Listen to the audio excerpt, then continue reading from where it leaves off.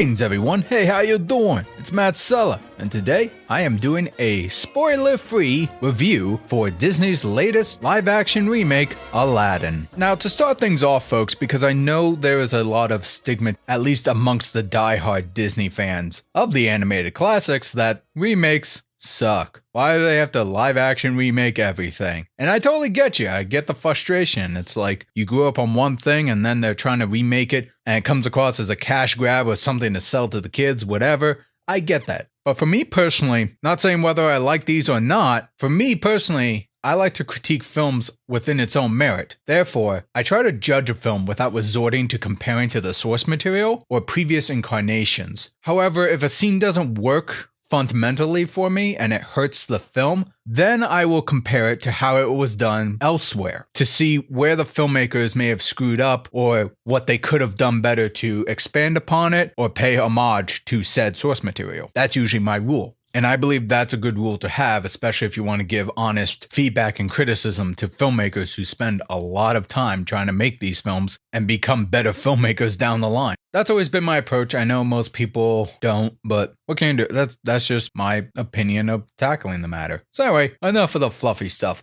Let's get into the actual review. Now to start things off, folks, don't expect me to be shilling one way or the other. Believe me, I'm not being paid anything for this. And I will say, this movie does have pros and it does have cons for me. So don't expect it to be one-sided. Here we go. So the first thing that works well for me is that I think the film works best when it's trying not to be a line-by-line remake. While the destination and the general themes are generally the same as the animated version, it does take a different path getting there. And I like that because it gave me a sense of not knowing exactly what was going on or what's going to be said or done next. It kept me engaged and I thought that really worked in its favor. And tying into that, I really did like the dialogue exchange and the chemistry between the actors playing Aladdin and Jasmine. It felt organic and he showed vulnerability, going back and forth between taking a leap, being confident, to doubting himself if he ever could measure up to anyone, very least her expectations. As a human being, I like this version of Aladdin more than the animated one, and I know that is sacrilegious, but believe me, the animated Aladdin is charming and adventurous, and I loved following him in the movies and the TV show.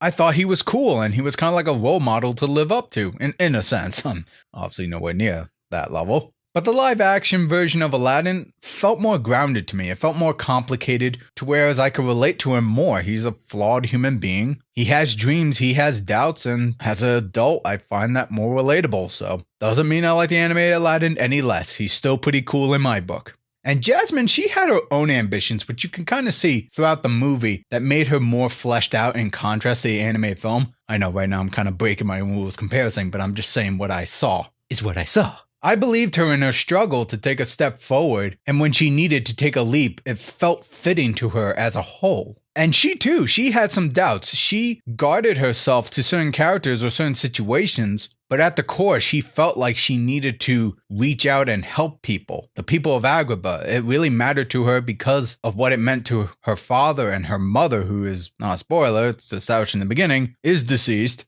There's a large burden put upon her and she wants to bear it, but everyone kind of doubts her or tells her not to take that step forward. And so you get that struggle she has. And so those are the really big pros for me. Now leading to my negatives. And yes, I told you, I do have negatives. With the original songs being added to this film, they added a new, at least I think it's new unless it was in the Broadway show, which I've never seen, a new song for Jasmine. And while in context made sense for what it conveys for her as a character, the actual melody of the music, it doesn't really match the melodies of Alan Menken's work. I found it very dull, generic, forgettable. You ask me to hum it, I have no idea where to begin. It just sounded like a song building up from a Frozen song, like Let It Go or something. Not the actual let it go part of that song, just like the whole like bridging of the lyrics. But call it nostalgia glasses, new modern Disney musicals never really worked for me past the mid-2000s. Like the lyrics were written first, then the music was composed around them. And I'm not a musician, but if you ever want me to love a song, you gotta make the melody catchy and memorable. Otherwise, it won't stay for me. Last big negative for me, and it's kind of a big one, is Jafar. Yeah, I'm not feeling it. I thought he was a tad bit too young to come across as empowering or menacing, at least with his voice. He just seemed too bratty than the previous incarnation. If they got an actor who was like 5, maybe 10 years older than this guy, I think it would have worked better. I'm guessing, and this might sound weird, that they tried to make him young because in the animated version, Jafar is way older than Jasmine, and it was, in retrospect, kind of massively creepy when he wanted to marry her. But in this version, it didn't feel as overreaching. For Jafar was fixated more on the throne and barely gave Jasmine a thought. While they did give a little backstory to Jafar, they don't really expand upon it enough. And he ultimately just becomes a foil in the story. For the most part, he just reminded me of a Saturday morning cartoon villain. Not exactly sure what direction they were aiming for with this incarnation of Jafar, but it just didn't work for me. Overall, I think this latest adaptation is actually pretty decent. Similar story as a whole, but went on different paths that kept me engaged. And I had plenty of laughs with the dialogue between the new take on the characters. Hard to say if it's my favorite live-action Disney remake, for I've only seen a handful, and believe me, I've only seen a handful. Jon Favreau's Jungle Book I thought was probably the best one I've seen, and personally I never really cared about the animated movie or the Jungle Book property in general. It just wasn't for me as a kid. The animated Aladdin I am a huge fan of. Love the characters, animation, adventures. I watched the entire series and all those straight-to-home video movies, which I know technically they're crap, but I still liked them as a kid. I was entertained by this alternate take to the 1992 film. So I'm okay living in a world where both of these can exist. I can enjoy both of them. Technically, I enjoy the animated version more, but this one's okay too.